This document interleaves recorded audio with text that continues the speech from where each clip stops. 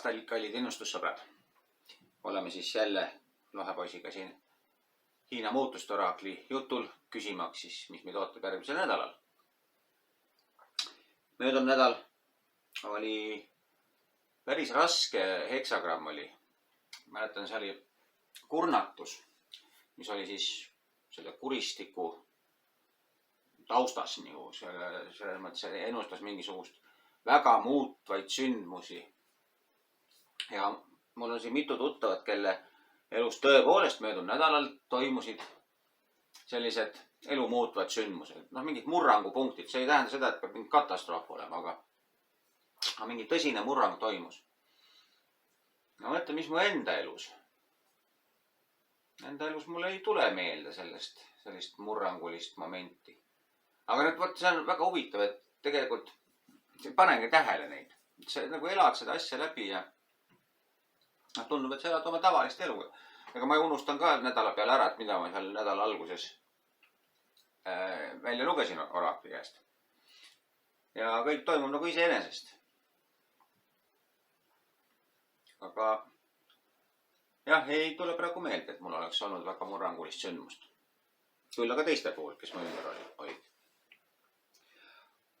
Aga nüüd, et mitte siis pikalt venitada, veel väike palve ka teile ikka, et te ikka telliksite seda kanalit.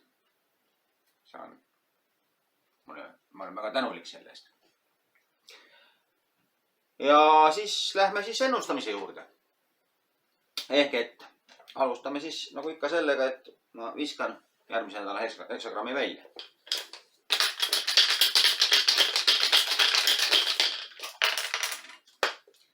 Ja esimene on meil number 6 ehk muutuv naiselik.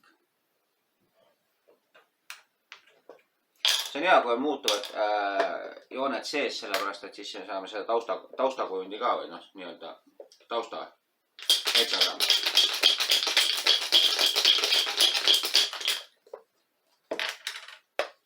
Teine on, nüüd lastakse riburoda, teine on jälle muutuv naiselik ehk number 6.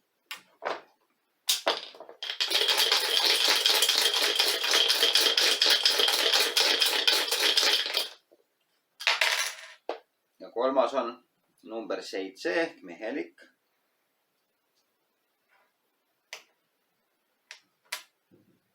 Mis ma valetan? Naiselik just, number 8.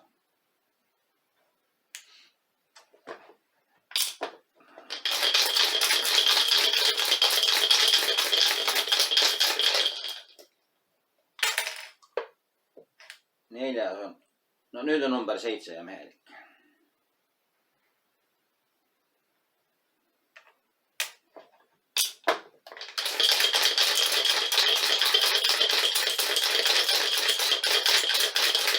Viies on meil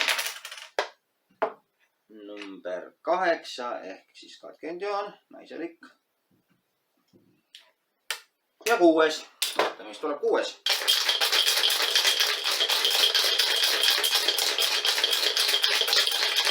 Ja Paula. Ja katkendjoon ehk naiselik ehk number 8. Nii, nüüd on meil siis kujund välja visatud.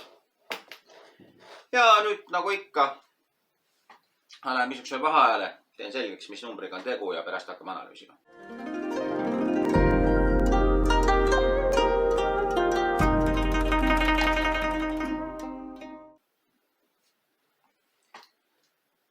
Nii, oleme siis tagasi. Mul on siin nüüd selgeks tehtud see kujund, mis on meil tänane põhiheksagramm, on number 16 ehk hoolitsus. Ja seotud kujund on number 54 ehk neiu pööramine. See neiu pööramine, see on huvitav nimi, eks ju. Ja siin on nüüd see, et neiu pööramise kohta öeldakse, et neiu pööramine tähendab, et karistus sulgeb tee ega jätta ühtki soodsat suunda. See on nagu väga karm elu muutus, nagu mingisugune selline väga keeruline situatsioon. Et te peate läbi tegema teisenemise, mis jääb väljapoole teie kontrolli, on selle neiu pööramise olemus. Siin on tema tähendusena öeldud noorema tütre abiellumine, see on mingi sellised pöördemomendid. nii, aga see on nüüd taust, eks ju, ja selle taustal on meil siis number 16 ehk hoolitsus, ehk see, mis on tähtis järgmine nädal. Kogume, mida teil on vaja, et tulevikule vastu minna. No vot, see ongi see, et kuna meie taust on mingisuguse suure muutuse ootus kogu aeg. Tegelikult see muutus oli meil päris pikka aega juba siin nii-öelda laual olnud. Siis, et sellele vastu minna, me peame koguma endale jaksu, mida on ka korduvalt korrutatud. Peate olema võimeline aega viitmata reageerima. Rõõm, nauding, mõnu, entusiasm ja kaasa kiskuvus. Ehk selline on selle hoolitsuse ja noh, siis me nii-öelda ka teistele pakume hoolitsust.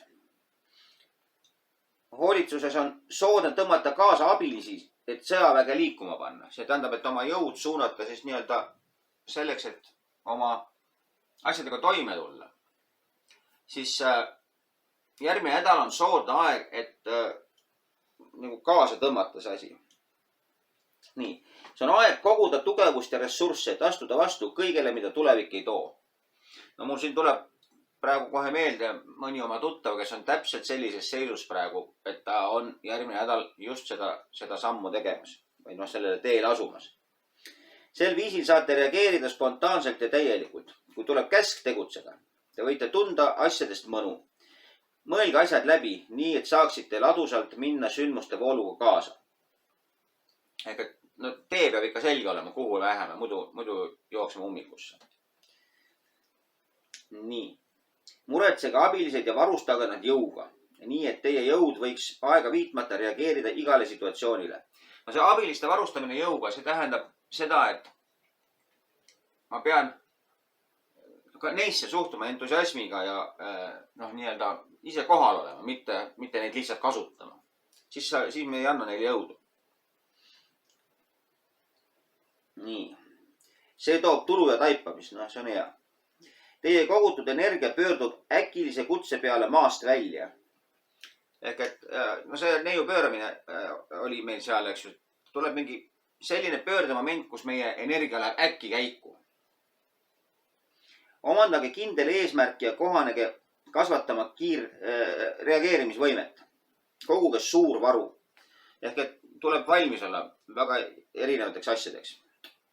See on viis, kuidas taevas ja maa töötavad koos. Et luua aeg ja korraldada aasta aegu.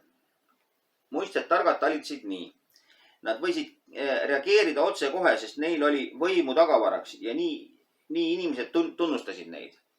No see ongi see, et ma mitte ei näitle, ehk et ei esine kogu aeg maailmale natuke oma reaalsest jõust, noh, nii-öelda kõrgemal pool, oma selles ebakompetentsi piirkonnas. Vaid ma tegelikult olen rahulikult, ma ei pinguta sinna enda ülemise servani. Mul on alati väike varu veel minna ja siis ma tekitan usaldust inimestes. Nad võisid reageerida otse kohe, sest neil oli, seda ma lugesin, jah. Aeg hoolitseda spontaanse reageerimise eest on õige ja suur. Ehk et siis olge valmis erinevateks elupööreteks äkki kuskilt kaasa minema. Alati oma õlg alla panema, toetama kõike, oma ümbruse abilisi võtma kampa. Nii, mis siin veel on? Välimine, sisemine maailm, põld ja vapustus. Sisemine töö kogub tugevust, et reageerida kiiresti ergutavale kutsele tegutseda. No see ongi see, mis meie sees peab toimuma. Me korjame oma hingeväge selleks, et äkki avanevale väljakutsele kohe reageerida. Olla valmis kohe kõigeks. Nõndamoodi. Varjatud võimalikkus on raskused. No loogiline. Suured muutused ja sealt võivad tulla väga suured raskused. Sellepärast peabki olema valmis, milleks iganes.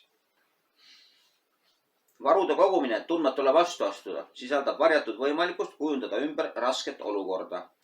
Ehk et no see ongi see, et on tõenäoline, et selles tohutus pöörete tormis, mis meie elus nüüd praegu järgmine nädal tõenäoliselt tuleb.